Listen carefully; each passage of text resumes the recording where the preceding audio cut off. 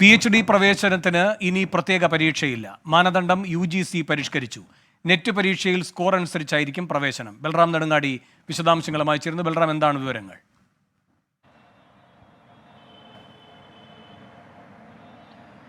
വേണു, രാജ്യത്തെ വിവിധ സർവകലാശാലകൾ ഒപ്പം തന്നെ മറ്റ് സ്ഥാപനങ്ങൾ എന്നിവയിൽ PhD പ്രവേശനത്തിനുള്ള മാനദണ്ഡത്തിലാണ് മാറ്റം വരുത്താൻ UGC തീരുമാനിച്ചിരിക്കുന്നത്.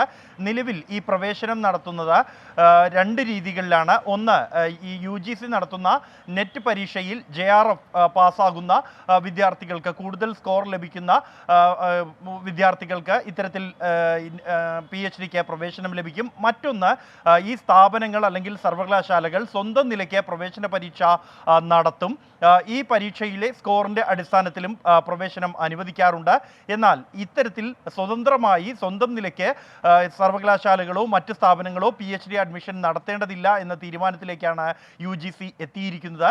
പകരം ഈ UGC നെറ്റ് പരീക്ഷയുടെ നടത്തുന്ന പരീക്ഷയുടെ സ്കോറിൻ്റെ അടിസ്ഥാനത്തിൽ തന്നെ രാജ്യത്തെ വിവിധ സ്ഥാപനങ്ങളിൽ, സർവകലാശാലകൾ അടക്കമുള്ള സ്ഥാപനങ്ങളിൽ PhDക്ക് പ്രവേശനം അനുവദിക്കാനുള്ള തീരുമാനമാണ്. 2024-25 വിദ്യാഭ്യാസ വർഷം മുതൽ തന്നെ ഇത്തരത്തിലുള്ള അഡ്മിഷൻ നിലവിൽ വരുമെന്നാണ് UGC ചെയർമാൻ ജഗദീഷ് കുമാർ അറിയിച്ചിരിക്കുന്നത്. ഇതിനായി ആവശ്യമായ നിർദ്ദേശം UGC വിവിധ സർവകലാശാലകൾക്കും മറ്റ് വിദ്യാഭ്യാസ സ്ഥാപനങ്ങൾക്കും നൽകിയിട്ടുണ്ട്. വേണു. ബൽറാം നെടുങ്ങാടിയാണ് ഡൽഹിയിൽ നിന്നും വിവരങ്ങൾ നൽകിയത്.